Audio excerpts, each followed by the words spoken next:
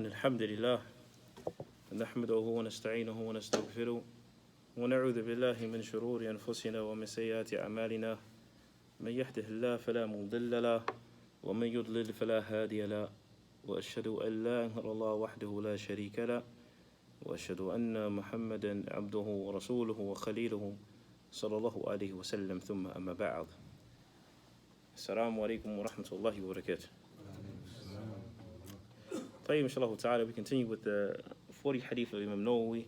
We actually stopped on the 38th hadith. The 38th hadith of Imam Nawawi. So whoever has it, inshallah ta'ala, please let them read it, inshallah ta'ala. It can be from the books that I gave you. It can be from your smartphones, or what have you, inshallah ta'ala. The 38th hadith. On the authority of Abu Hurairah, radiallahu anhu, who said, the Messenger of Allah sallallahu alayhi wa sallam said, Allah the Exalted has said, whosoever shows enmity to a friend of mine, I shall be at war with him. My slave does not draw near to me with anything more loved by me than the religious duties I have imposed upon him. And my slave continues to draw near to me with supererogatory works so that I shall love him. When I love him, I am his hearing, with which he hears, his seeing, with which he sees, his hand with which he holds, and his foot with which he walks. Were he to ask something of me, I would surely give it to him, and were he to ask me for refuge, I would surely grant it. طيب, for those who are taking notes, inshallah, there's actually an extra part to this hadith that isn't translated, or that for some reason is not in the initial part of the hadith. There's another narration that mentions this whole hadith with an extra piece to it. Okay, so I want you to add, if you're taking notes, the extension to the hadith, which is basically Allah subhanahu wa ta'ala went on to say within this hadith Qudsi, he went on to say, and I do not hesitate in anything that I do, like how I hesitate when I take the soul of a believer. The believer, he hates death, and I hate to hurt him or disappoint him. All right, so again, the extension to that particular hadith is mentioned within this hadith Qudsi. Allah subhanahu wa ta'ala, he goes on to say, and I do not hesitate in anything that I do, like how I hesitate in taking the soul of what? Of a believer. The believer, he hates what? Death, and I hate to hurt him or disappoint him. And we actually don't go over what does that mean, Allah hesitating and so on and so forth, inshallah ta'ala. The whole point of this hadith is actually talking about how do we become, or rather, how do we reach the level of being a wali, a friend of Allah subhanahu wa ta'ala. As we found in the beginning of the hadith, Allah subhanahu wa ta'ala, he mentions, and within this hadith Qudsi, it says, Man adali waliyan, whoever shows enmity or hatred towards a friend of mine. Okay? So now the question is, what is a wali? Who is a wali? When we say friend of Allah, what qualities does a person has to have to be a friend of Allah subhanahu wa ta'ala? Trustworthy. Trustworthy. Tell you, anybody else? Has to be dutiful. Dutiful. Honest. Honest. Anybody else? A believer. A believer. Like, this is one of the first conditions. All this is good, but one of the first conditions to be a friend of Allah subhanahu wa ta'ala is a person has to believe. There are actually two conditions. We're going to actually look it up. It's in Surah Yunus, verse number 62. So whoever has their phones, go to Surah Yunus, verse number 62. Whoever gets it, I want them to read it, inshallah. Huh? My phone is up. Your phone is up. All right, there's a lot of brothers with phones. What's going on? Surah Yunus, verse number 62. Allah subhanahu wa ta'ala talks about the qualities of a wali. Sheikh Qasim, you have it? Let's see if it comes up now. Okay, so the Yunus. 62. Right, okay.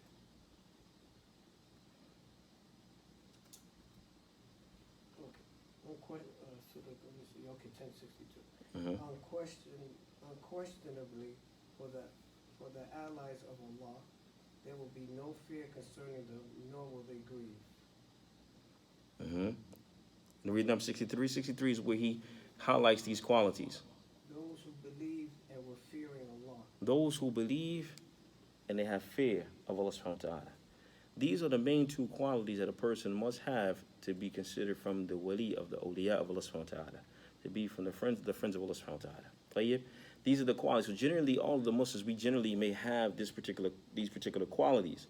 However, the scholars went on to mention that these particular walis, or awliya rather, they fall into three different categories.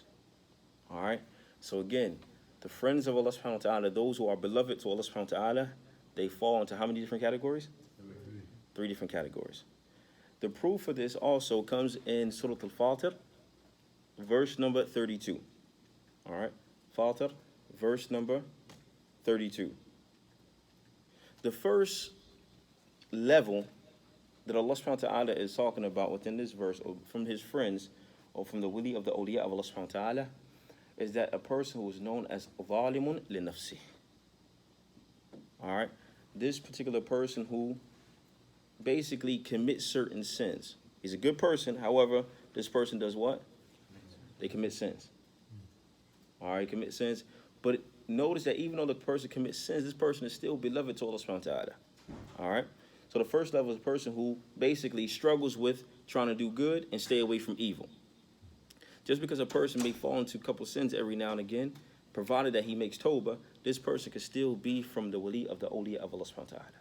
The first level is known as a person who is zalimun li nafsi, someone who oppresses their own soul by being addicted and committing sins. However, just because a person commits sins doesn't mean that a person is just what? Out of the rahmah of Allah subhanahu wa ta'ala. As we mentioned last class, even though a person may be low in faith and commit certain sins, still make what? Still make dua and call on to Allah subhanahu wa ta'ala, regardless of what? Of the sins that you may commit. All right? So again, just because a person may commit certain sins, and because a person may struggle to do good deeds, doesn't mean he's totally exempt from being from the wali of the awliya of Allah subhanahu wa ta'ala. All right? The second level is known as muqtasad, which basically this person is, they do the obligations, and once we go through the rest of the hadith, it'll make sense. All right? But a person who basically, they do all the obligations that they're supposed to do, however, they do not do any extra actions outside of that. They pray 5 times a day, they fast on Ramadan, however, the sunnah prayers, they ain't going to do it. All right, fasting on Monday and Thursdays, they're not going to do it. So they don't do any extra actions, they do what? The bare minimum all across the board. However, at the same time, this person's a little bit better in staying away from sins. So the first level, someone who constantly is addicted to sin, who's going to constantly fall into the major and the minor sins, which doesn't necessarily mean this person is exempt from the rahmah of Allah subhanahu wa ta'ala. But the level 2, this person is a little bit better in staying away from sins, but they're not going to do what? Any what? Any extra actions, all right? The third level is this particular person, which inshallah ta'ala we want to be from this person. The third level is someone who does the obligatory actions, and also they do more than that. They do more than that. And I always say all the time, before we actually go into the rest of the hadith, is advice myself first and foremost. We have to stop giving Allah subhanahu wa ta'ala the bare minimum. All right? And it's kind of funny, it's just human nature. We want a lot of different things from Allah because we know Allah can give you anything that you desire. But on the flip side, we always want to give Allah subhanahu wa ta'ala the bare minimum. I'm only going to pray 5 times a day. I'm only going to fast on Ramadan. But you want a good job. You want a beautiful wife. You want this. You want a house. You want a car. You want all these particular things. But you want to give Allah subhanahu wa ta'ala the bare minimum. Even though he will accept that, inshallah ta'ala, why take the attitude? What if Allah subhanahu wa ta'ala took the same attitude with you and gave you the bare minimum? All you need is bread and water. That's it. You start to feel like what? Neglected. You might even say you're oppressed, even though Allah isn't oppressed anyone. But the point is, we have to stop giving Allah subhanahu wa ta'ala the bare minimum, but we want everything in return. Okay? However, we also, inshallah ta'ala, we want to be from the third level, which this particular person, not only does he do or she does the obligatory matters, they'll also do the extra things that Allah subhanahu wa ta'ala asks them to do. All right, so let's now that we understand that, and it'll become clear later on, let's go actually into the initial part of the hadith. What is the first statement that the Prophet sallallahu alaihi wasallam made? Whoever shows what? Towards what? Wali, a friend Of the awliya. Therefore, now that we understand the three levels, some of the scholars of Islam, they mention it could be any one of these three people. One of the things that we have to understand, whoever shows enmity, hatred, animosity towards someone, one of the friends of Allah subhanahu wa ta'ala, then I have declared war against this individual. The first thing we have to benefit from this is this should be a huge warning of how we deal with each other. Because perhaps you may offend or cause or harm someone that Allah is in love with. I'll give you an example. I'm going to use, what's your name? Waji. I'm going to use Waji as an example. MashaAllah, inshallah ta'ala, he is. Inshallah, he's from the wali of the awliya of Allah subhanahu wa ta'ala. Inshallah. However, I have a personal vendetta, I have a personal issue with him. So I treat him a certain way. Yeah, he's my Muslim brother. He's young. I'm just, whatever the case may be, I'm always pushing him down, treating him a certain way. Not knowing that this person is from who? The wali of the awliya of Allah subhanahu wa ta'ala. Someone that Allah is in love with. Therefore, we should be very careful how we treat each other, because perhaps you can offend someone that Allah is in love with, and Allah may wage what? War against this individual. And notice that Allah subhanahu wa ta'ala did not clarify where he's going to wage the war at, or how is he going to do it. Therefore, it can be for dunya, or for the akhirah. It can be in this world, or in the hereafter, or it can be what? In both. It can be from your health, loss of lives, loss of loved ones, loss of wealth. It can be a lot of different things how Allah destroys a person's life. But all this can be avoided if you what? How he what? Watches how he what? Interacts with people. Another thing we should not understand from this hadith is that just because Allah subhanahu wa ta'ala mentions within this hadith Qudsi, just because it says whoever shows enmity or hatred towards one of my wali of the awliya, one of my friends, this does not mean that Allah does not preserve the rights of those who do not believe him, to preserve the rights of the kuffar. What I mean when I say that is that you have a hadith where the Prophet sallallahu alaihi wasallam, he said, "Ittaqi da'wat al-mazlum." Fear the dua of what? Of the oppressed. Because there's no veil between them and Allah subhanahu wa ta'ala. Meaning that what is answered. Therefore, the scholars of Islam, they have mentioned that even if a person was to offend, or rather oppressed, a disbeliever, whether this person was a Christian, a Jew, an atheist, or whatever the case may be, some of the scholars of Islam, they mention if you were to deliberately oppress this individual, and that person was to turn around and make dua against you, Allah will do what? Allah will accept and answer their dua. So therefore, just because Allah subhanahu wa ta'ala mentions within this hadith, whoever shows enmity and hatred to one of my friends and I will wage war against them, it does not mean that he does not preserve the rights of other people. So again, all in a nutshell, we have to be very careful how we treat each other. Because either you are offending someone that Allah is in love with, or you may oppress someone that even though they may be a disbeliever, but Allah still has what? Preserved their what? Their rights. All right, so we got to be very careful, inshallah ta'ala, when we deal with that, inshallah. The Prophet sallallahu alaihi wasallam, after that, he went on to mention, وَمَا تَقَرَّبَ إِلَيَّ عَبْدِي بِشَيْءٍ أَحَبَّ إِلَيَّ, and my slave does not do anything to get close to me that is more beloved to me than that which I have made obligatory upon him. All right? And then the Prophet sallallahu alaihi wasallam went on to mention, and this slave does not continue to try to get close to me except that they come with what extra things that Allah subhanahu wa ta'ala has asked them to do.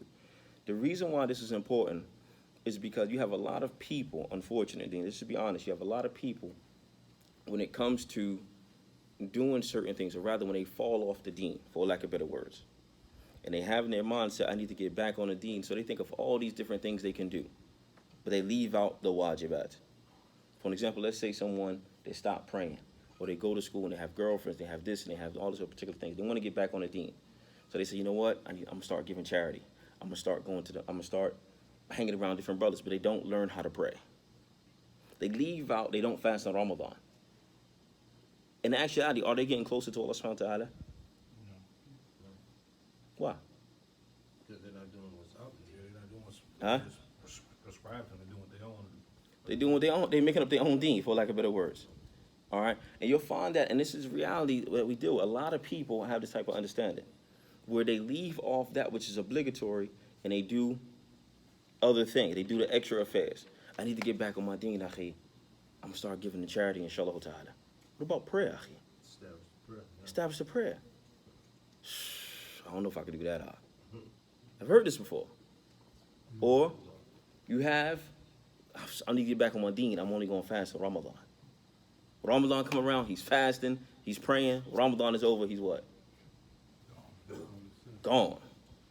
He was Muhammad, now he's Mo again. All right? He's not fasting, he's not praying, but he felt that I took advantage of Ramadan. No, akhi. Allah subhanahu wa ta'ala mentioned in the Hadith Qudsi, وَمَا تَقَرَّبَ عَلَيَّ عَبْدِي. My slave does not do anything to get close to me except that they consistent upon doing the stuff that I told them to do, the obligatory matters. Not just you do it one time and then you leave it off. You only fast on Ramadan, then you leave it off, and the rest of the year you only give it in charity. But you're not praying. You're not coming for Jummah. You leave out all these particular things. So you basically, what this hadith does, it prioritizes the life of a Muslim. There's another verse I want everyone to look at that prioritizes the life, or I should say another verse. There is a verse in the Quran that prioritizes the life of a Muslim that I want everyone to look at. It's in Surah Al-Munafiqun, okay, verse number 9. Munafiqun, verse number 9. Who has it? This verse, Allah subhanahu wa ta'ala prioritizes the life of a Muslim.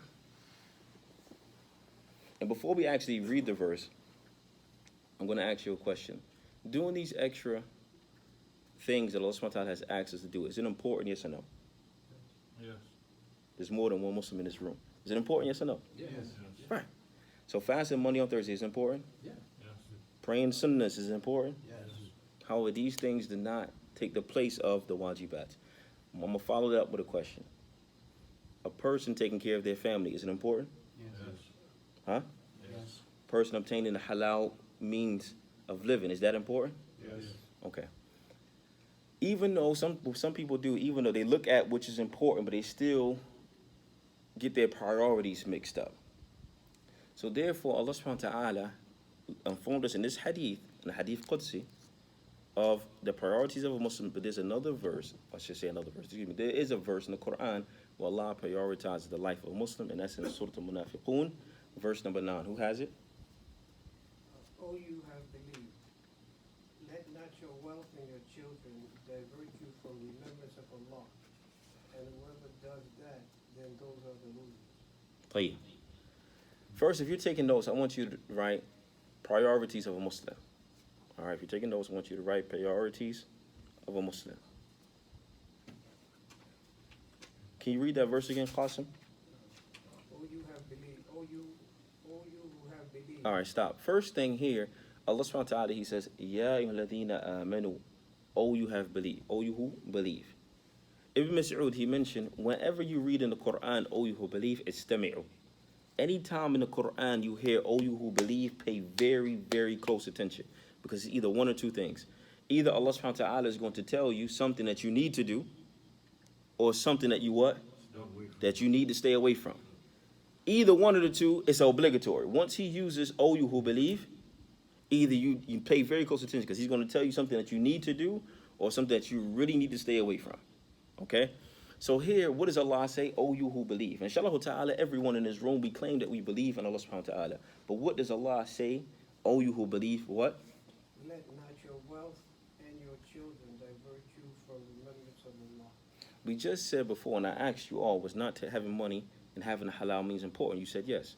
Was not taking care of your family was important? You said yes. Even the Prophet sallallahu alaihi wasallam, he said, khayrukum li ahli. The best of you are those who what? Take care of their families. However, Allah subhanahu wa ta'ala mentioned, even though these things are important, don't let it divert you from what?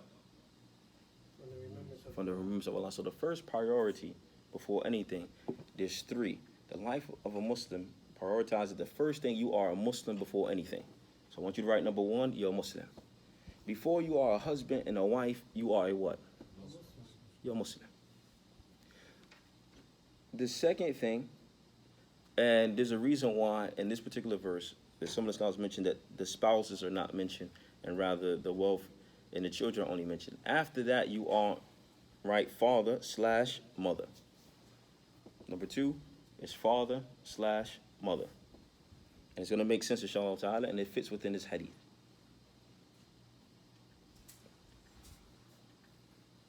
All right, so you have number 1 is a what? You're a Muslim. The second one is what? Tayyib. And then the third thing, you are a provider. Now also includes taking care of your wife, taking care of this, and so on and so forth. All right? The reason being is because even though these things are important, Allah ends that same verse. Read the verse again. He ends the verse. And if you do what? Go ahead. And whoever does that, then those are the losers. And whoever gets these priorities out of order, they have what? They have lost. You'll find some people, and it's advice to myself first and foremost. We spend time with our families, or a brother may want to, for example, take his wife out to eat. And they go out and they have a good time. Why they can sit down to lie? But neither one of them stop to pray. When it's time for Maghrib. He doesn't remind her, listen, sister, we got to pray. She doesn't remind him, we got to pray. All right? So now they went out, they had a good time, they want to go to the movies, whatever the case may be, but they missed Maghrib. They also missed, or let's start for Asr. They missed Asr, they missed Maghrib, and then missed Isha. And we wonder why we have so many different problems in our lives. Because we got our priorities, what? Mixed up. Forgetting that you are a Muslim before anything. And what happens is when you get these priorities out of order, you'll find that when we go through hardship, your life just seems, quote unquote, seems to fall apart. For an example, billah, if a sister gets divorced, she was so dependent upon her husband when she gets divorced, and I'm just using as an example, and she wasn't connected to what she was supposed to be doing, connected to Allah subhanahu wa ta'ala, when she gets divorced, the what? The hijab comes off. She stops praying. So on and so forth, or vice versa. A brother, once he loses the love of his life, as if he lost his deen. The same one who gave you the blessing can also take it away, and also what? Can increase it. But you can't get your what? Your priorities what? Out of order. Before anything, ikhwan, you are a Muslim. This is why Allah subhanahu wa ta'ala mentions, and my slave does not do anything to get closer to me except that he or she is consistent upon that which I have obligated upon them. So long as they do that, they all right. But once you get these priorities mixed up, that's when you have a problem. You understand that? All right. So give me an example, and because we not only want to study these things, we want to make it pertinent to our lives as well. So give me an example of something that we commonly do that we get our priorities mixed up, and we are possibly subjected to the punishment of Allah subhanahu wa ta'ala. Who can think of an example? I don't know if it's common, but I've heard it more than one time. Mm-hmm. Person having the means to make Hajj and put it off for another vacation spot. Depending on next year, inshallah, we'll go. Hey, play you. Perfect example. All right, even regarding that, you have Ibn Abbas. Now, I was going to throw something in there, but I'm not going to do it. Play it. I'm going to do it anyway. Never mind. All right. So Ibn Abbas, he said, and sometimes some of the statements that we read, it comes underneath the bab of targhib or tarhib. You have sometimes the companions, they will make a statement to basically install fear inside of the people to get them to do it. And with Ibn Abbas, what he would say, regarding someone who has the means to make Hajj, they have the wealth to make Hajj, and they don't do it because of whatever reason. They want to go on vacation, they want to do this, they want to do that. He said, Wallahi, it does not matter if they die the death of a Jew or of a Christian at this point. Whoever has the means to make Hajj and they refuse to do so because they want to do something else, he said, Wallahi, it doesn't matter if they die the death of a Jew or of a Christian. What does that mean? Does that mean someone who does not make Hajj, they're going to go to hellfire? This is a statement that Ibn Abbas was making to install fear in the people, to get them to understand the importance of what? Of Hajj. But that's a great example where sometimes we get our priorities mixed up, and now I'm going to throw a wrench in there. So now let's say a brother, mashallah, he's in college. You know, he's trying to fear Allah. He got 10,000, he got 15,000 15 bands stacked. All right? And now he's like, man, I really want to get married. I really want to get married. Found a nice sister, so on and so forth. So now, should he get married or should he make Hajj? After hearing the statement of Ibn Abbas and the statement of Sheikh Qasim, what's his priorities? Make Hajj. Make Hajj. Get married. Get married. Make Hajj. Get married. You said that with like that was personal to you, to get married. All right, alhamdulillah. Getting married is after Deen, right? Getting, okay, making Hajj is like, mashallah, brother. It's a pillar. It's a pillar. Making Hajj is a pillar that the people forget. It Married, dep- take you Get married. with you. Hajj is 10,000 each person. I can't take her with me. She gonna get half a ticket. I'm gonna end up dropping her off in Morocco or something like that. It's a dowry. Huh? It's a dowry. So I'm gonna send her and I don't go? Ouch. All right. No, you make Hajj. Huh? You put the marriage off. You put the marriage off. Put the marriage off. Yeah. You put the marriage Why do you off. say put the marriage off? You put the marriage off. Because you're a Muslim first? Yes. You keep your duty. All right, so now, brother, he takes your advice. A brother comes to you, right, and he says, mashallah, I mean, you said the priorities of a Muslim, you're a Muslim before anything, then I'm a father / mother, and I'm a provider. All right.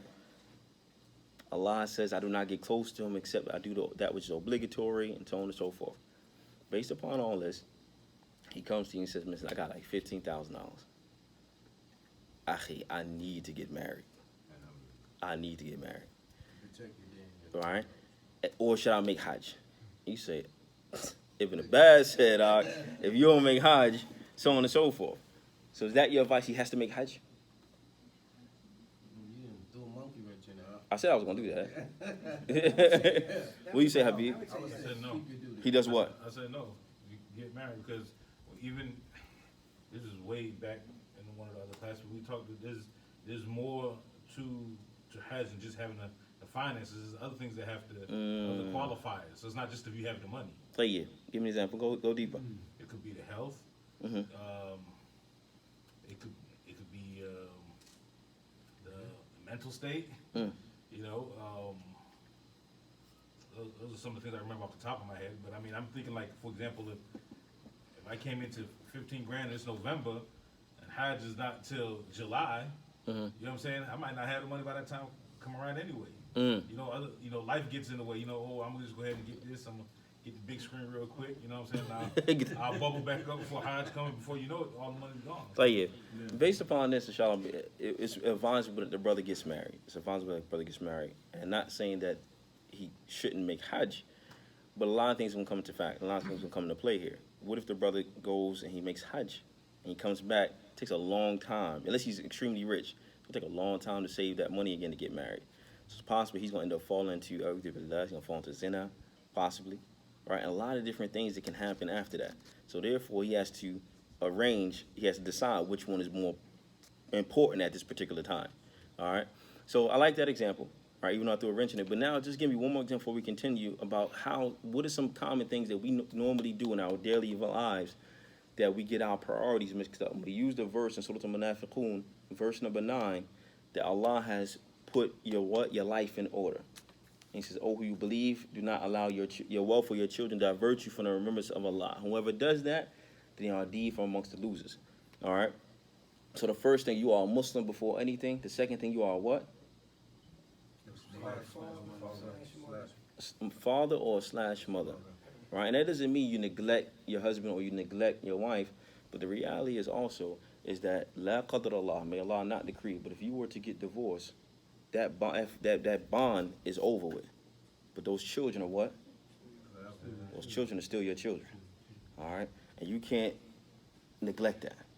All right? So therefore, do not, even then, so again, give me an example that we encounter on our daily lives that sometimes we may get our priorities mixed up, and we need to make sure we stick to this. Now. I was gonna say, like, say if it's like Friday, Juma, and you know you don't have to work today, but you put Juma to the side and work that day anyway. Good example. All right. Brothers mentioned, we know the importance of Juma. You got to make Juma. You don't have to work that day, but you know, I need to get some extra money. Right? So he takes up the hours anyway. All right, instead of going to work after Jum'ah, he says, man, listen, I'm just, I can miss 3 Jum'ahs in a row, right? And so on and so forth. Hey, good. Give me one more. What about business? You have a business and you don't close for Juma. You don't close the All Juma right. and attend the Juma. Play. All right, give me something else other than Jum'ah. All right, something that you deal on your day. Nah. Going to school to get your degree so that you can provide for your family in the future or do something to help the ummah. But in the process, you're forgetting to pray or you're not going to go to work or you're not SubhanAllah. in order to get that degree. Alhamdulillah. All right, something that we all affected with on our daily life, right? I need to get money. Allah said I need to provide. I need to do this. I need to do this. But akhi, you're not praying. You're not fasting. I'm gonna pray when I get home, akhi. So when he gets home, he's making fajr, dhuhr, asr, maghrib, and isha. I gotta get money. I gotta get money. Allah said take care of your family. Allah said pray too, all right? So on and so forth. So these are great examples, but now we see how unfortunately sometimes we do get our priorities mixed up. And it kind of falls within this particular hadith, this hadith Qudsi, that once you hit that low, a lot of times people, they still get it confused and they say, well, I want to get back on my deen by doing the extra things. I had a brother tell me, to be honest with you, and it made no sense, right? But it was a brother a few years ago. He said that, he was so far gone in the understanding of the deen, subhanAllah. He said that he will only pray the sunnah prayers without the 5 because he knows he's going to the hellfire. And you have the hadith that says that whoever their main prayers are deficient, the sunnah prayers will help them out. And I said, akhi, a'udhu billah. Where did you get that from?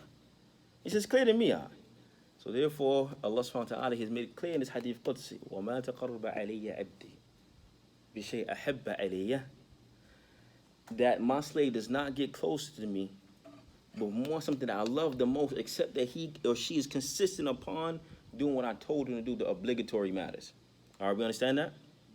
It's important that we understand. We understand that? Is it clear? One more time. عندك ملاحظة؟ إيش؟ خلاص. Say one more time, please.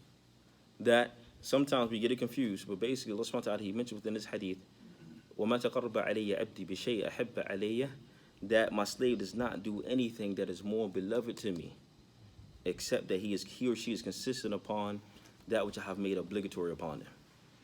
If they do that, they have basically planted the roots to that tree correctly. After that, the Prophet, Allah subhanahu wa ta'ala went on with mentioned it within this hadith Qudsi, that and my slave does not continue to do things that I love, except when they come with the what? The nawafil, the extra things, right? So now also, what we want to mention here is that the reason why a person will increase in that love with Allah subhanahu wa ta'ala, whoever takes care of the nawafil, of the sunnah, of what they're supposed to, is very highly unlikely that this person is not going to also do what? The obligatory. Except in that one case that I mentioned. All right? But chances are, if a person is fasting on Monday and Thursdays, they're also going to fast what? Ramadan. If a person is praying the sunnah before Fajr, chances are he also going to pray what?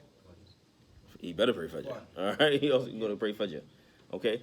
So therefore, these are the particular things that if a person continues to do them, then that person also will increase in their love with Allah subhanahu wa ta'ala. If the person does this, Allah subhanahu wa ta'ala does something special to this individual. And he mentions it within the next part of the hadith Qudsi. Abdul Wahhab, can you read it?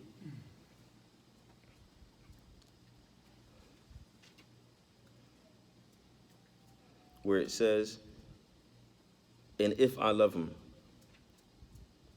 وَإِذَا أَحْبَبْتُهُ. And if I love him, I will.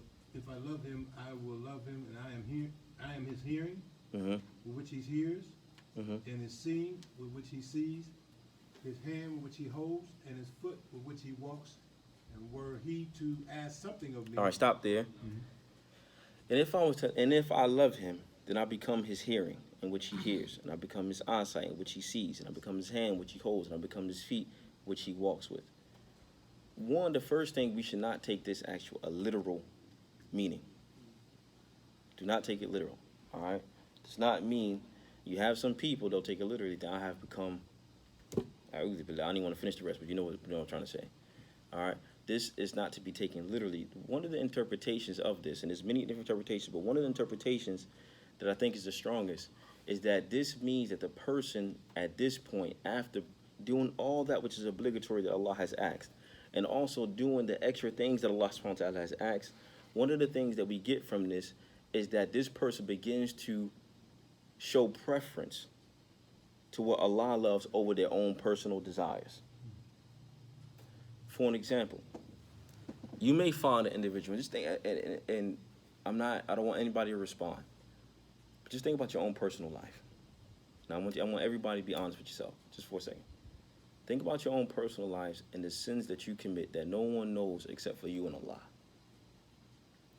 And think about those times where you really tried to get on the Deen, all right?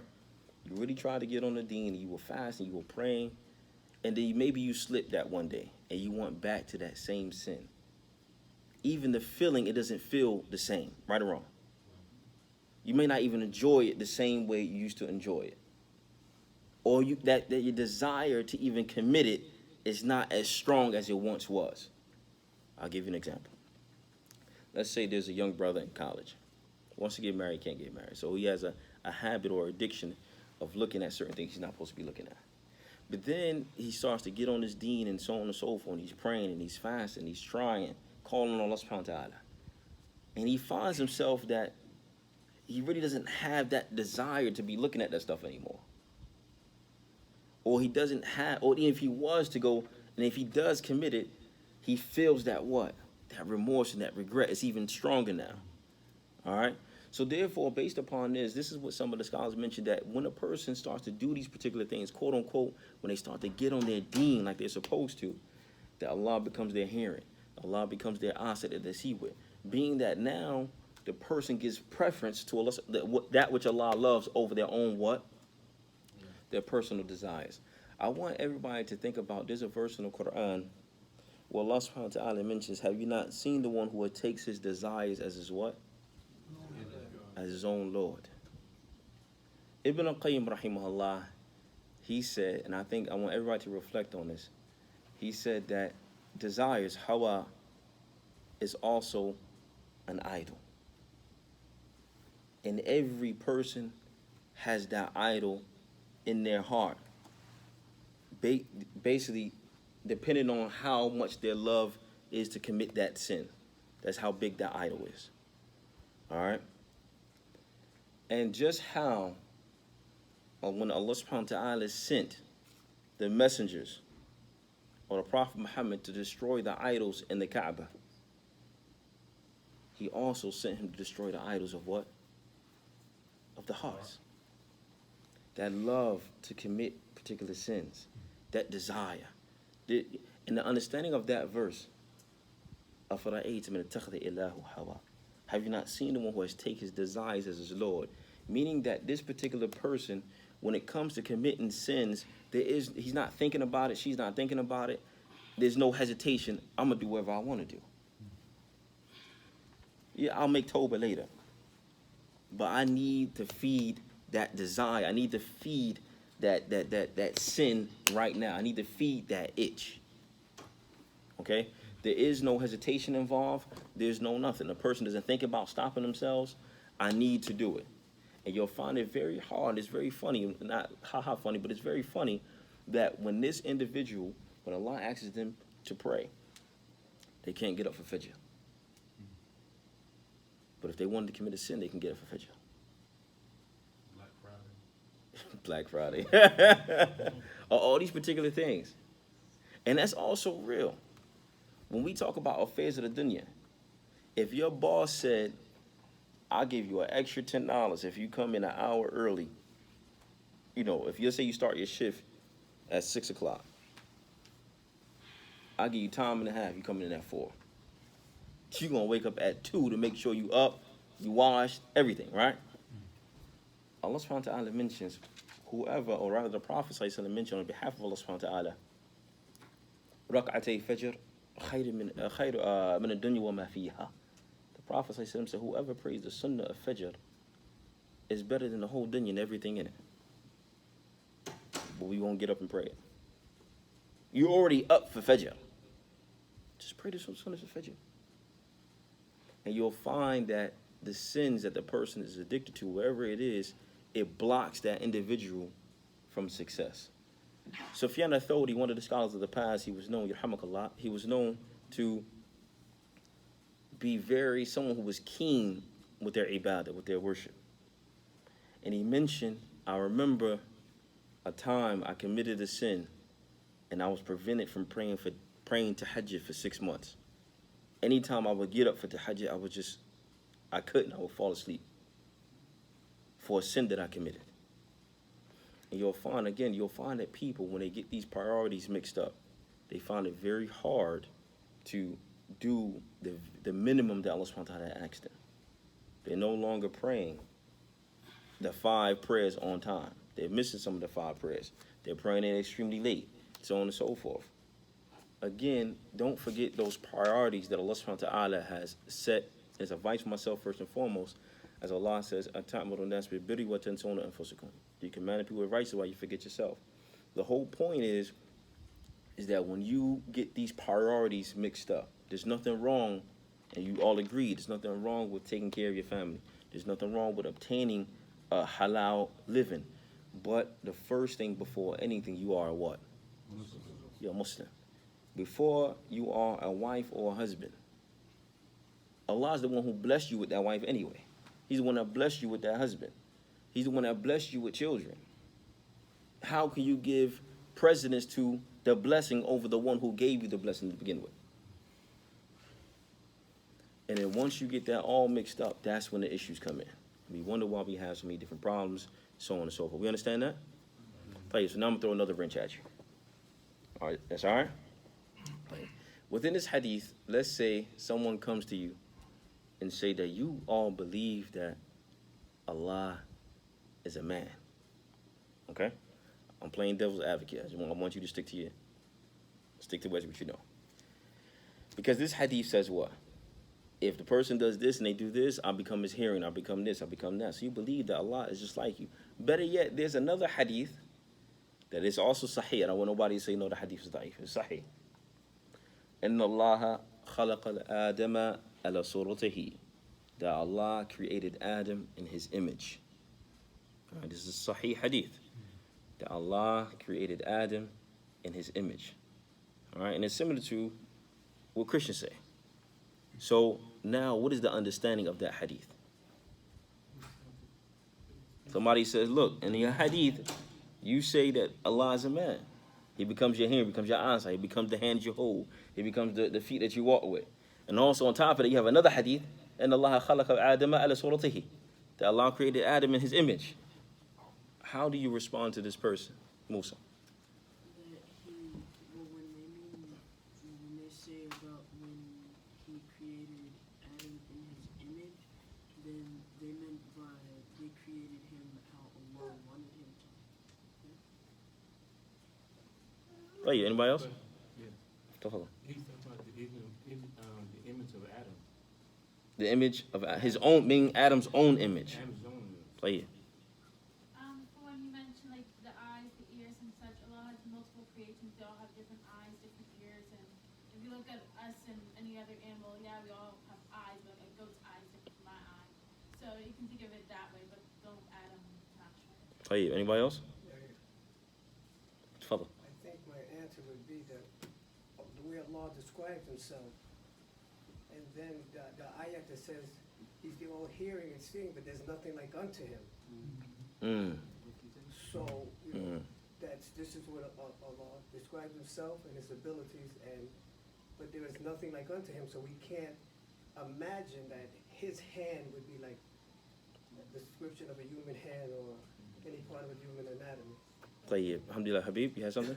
Yeah, one should not necessarily take it to mean like a human, because we say the hands of a clock. Clock hand is not like ours, or the face of a mountain. Hey. We use those words, it's not like ours. So now when we start to talk about Allah, why it has to be like me? So similar to what the sister said. Nah. Play, at first thing, as you mentioned, Laysa kamithlihi shay, there's nothing like what? Allah subhanahu wa ta'ala to begin with. All right? So therefore, the scholars mentioned that, as the brother mentioned as well, that one of the understandings of the hadith is that Allah created Adam, meaning in Adam's own particular image. The names are the same, but what is totally different. All right? That's just in regards to that. So I just want to clarify that. One of the things that, and Allah subhanahu wa ta'ala mentions within his hadith Qudsi that he goes on to mention, he says, and if this person was to ask me, then I will do what? I will do what? I will what? I will give them. However, we want to go, there's some mannerisms that we have to have when we call on Allah subhanahu wa ta'ala. There's mannerisms to dua. So if you're taking notes, I want you to write mannerisms to dua. Mannerisms on calling on Allah subhanahu wa ta'ala. There's a certain adab that a person has to have when they call on Allah subhanahu wa ta'ala. Alright? The first thing that a person has to have when they call on Allah subhanahu wa ta'ala is that, one, that you choose a name that you're basically, for example, if you want forgiveness, saying, oh Allah forgive me is good, but it's also stronger if you say what? Ya Ghafoor, ikfirli. You call on that particular attribute, that particular name. Oh, the one who forgives, do what? Forgive me. That you choose the name of that particular thing that you're asking for. All right? Ya Razzaq. Oh, the one who provide for me. The first mannerism when you want something to call on that particular name of Allah subhanahu wa ta'ala. All right? The second mannerism that we have to have is that, as the Prophet sallallahu alaihi wasallam, ma lam yasta'jil, that every person's dua will be answered so long as they're not in haste. Don't be in haste. Meaning that, and the Prophet clarified that, don't ever say, I made dua, Allah still didn't answer my dua yet. And a lot of us, we say that. I've been asking for a wife for 6 months now, still ain't married. Brother, it's been 6 months, chill out. All right? So on and so forth, okay? So the dua will always be answered so long as the person does not do what? Stop asking. Huh? As long as you don't stop asking. Don't act in haste. And the meaning of that is what? I made dua to me, and Allah still didn't answer me. All right, start complaining. This is because, and what happens is, this is because either Allah is doing one of a few things. Either He wants a person to be more consistent in asking, and this is because the Prophet sallallahu alaihi wasallam, he mentioned that Allah becomes angry with the slave who does not do what? Call on Him. Or Allah subhanahu wa ta'ala knows better, that if I give this thing to you, it would destroy you. We have another narration that was from Ibn Mas'ud that we gave a few classes ago, that a person will call on Allah, and it's not working out for him. So much so that he starts to blame other people and blame himself. Maybe because of this, maybe because of that. But it's mentioned within this hadith Qudsi, the other one that I'm talking about, that Allah subhanahu wa ta'ala mentions, He tells the angels, Isrifu an, turn him away from what he's asking for. Because if I give it to him, I'm going to have to burn him in hell because of it. All right? And the meaning of that is sometimes we want certain things that we think is good for me. Just give it to me. I'm going to work it out. I'm going to work it out. But Allah subhanahu wa ta'ala knows that this particular blessing is going to turn you away. This is why Ibn al-Qayyim and the other scholars of the past, they would say, Wallahi, I swear by Allah, a hardship that causes me to come back to Allah is more beloved to me than giving me a blessing that's going to take me away from Him. A hardship that I go through is more beloved to me because it brings me back to Allah as opposed to having a blessing that's going to take me away from Him. All right? So therefore, again, one of the mannerisms that a person cannot basically give up. Don't give up. Keep calling on Allah subhanahu wa ta'ala. The third thing that a person must do, all right, is that, one, don't ask anything, and we'll just put it and just put it in one bracket. You can't ask for something that's haram, all right, or something that Allah is not going to do. An example. MashaAllah, man. That sister in college is nice. I want her to be my girlfriend. Oh Allah, bless her. Okay, come on. I heard this stuff before. Y'all laughing, but I heard this stuff before.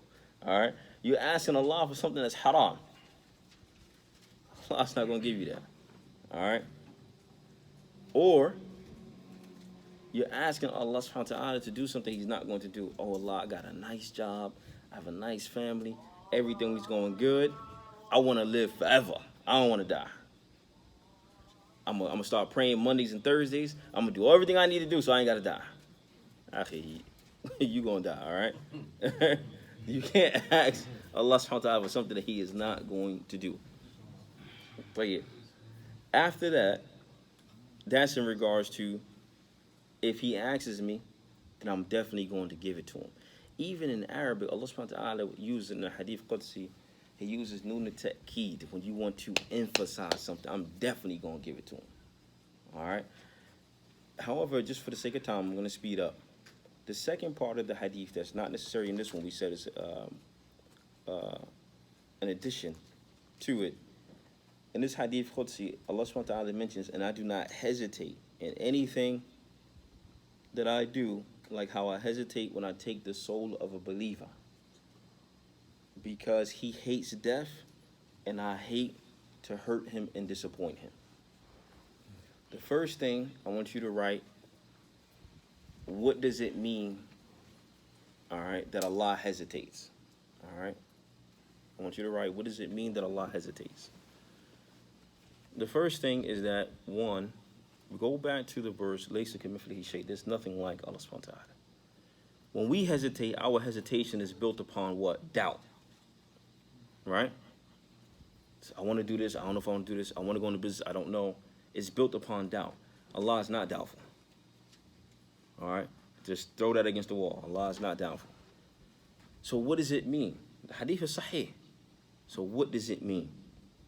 Some of the scholars of Islam, they have explained it that what it means is that it is a decision between two matters that Allah is making. One, a person has to what? Has to die. But the reality also, this person was beloved to Allah subhanahu wa ta'ala. He does not want to hurt this individual. However, it's a reality that it must come to pass.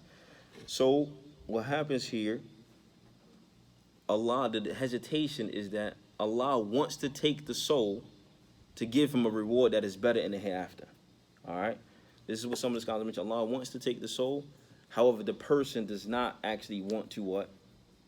Die, because this person does not know what he or she is going to end up facing in the hereafter. We can pray all day if we want to, but none of us in this room know that if you are actually going to Jannah or not. Inshallah, eventually we will all enter paradise, but we don't know if we got to make a pit stop first. All right, may Allah save us from that pit stop. I mean, all right. So the whole point is that because we do not know, every last one of us in this room, I don't really care who you are, every last one of us in this room commits sins, myself included. Kullu bani Adam khata. All the children of Adam, they make mistakes. They're addicted. They're prone to committing sin. All right. So having said that, what is mentioned here, that Allah hesitates, and He clarifies that because this person hates what? The person hates what? Death. Anybody, let's be honest, anybody in this room loves that? I'm looking forward to dying.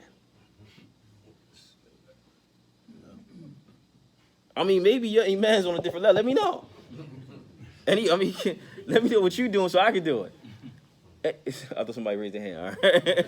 All right. No one generally is like, yeah, like, brother, what you buying next week? I'm gonna pick out my coffin knock. I'm gonna do this. I'm getting ready, Sheikh.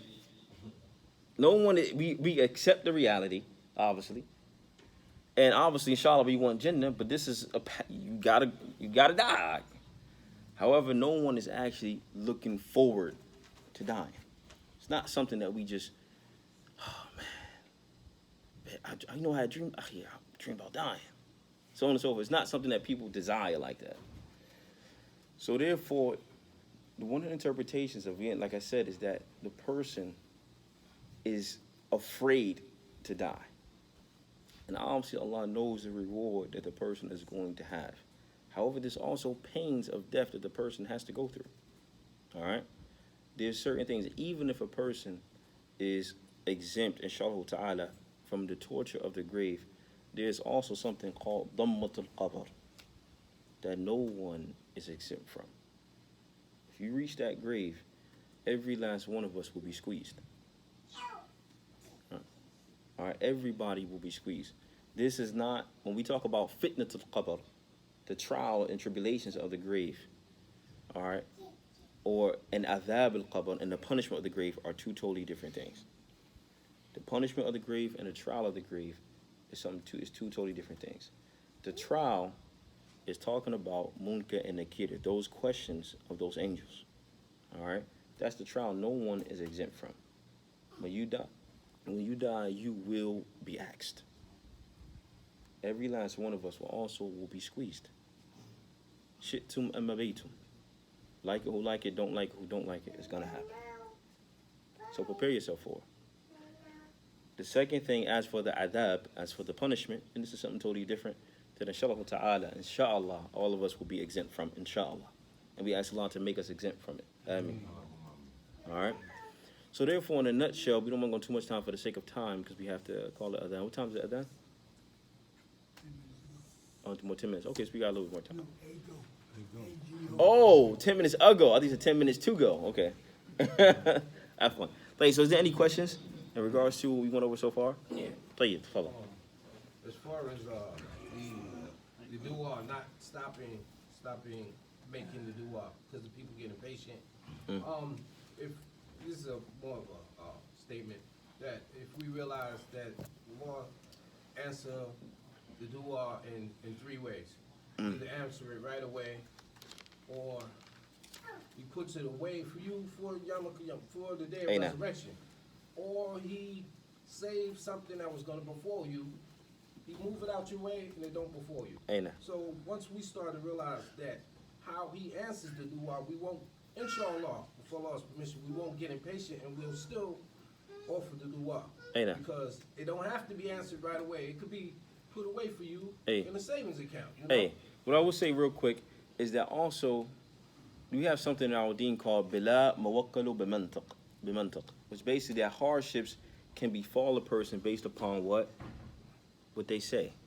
All right, so you want to be very careful, because sometimes people, out of extremism, they'll end up making dua against themselves.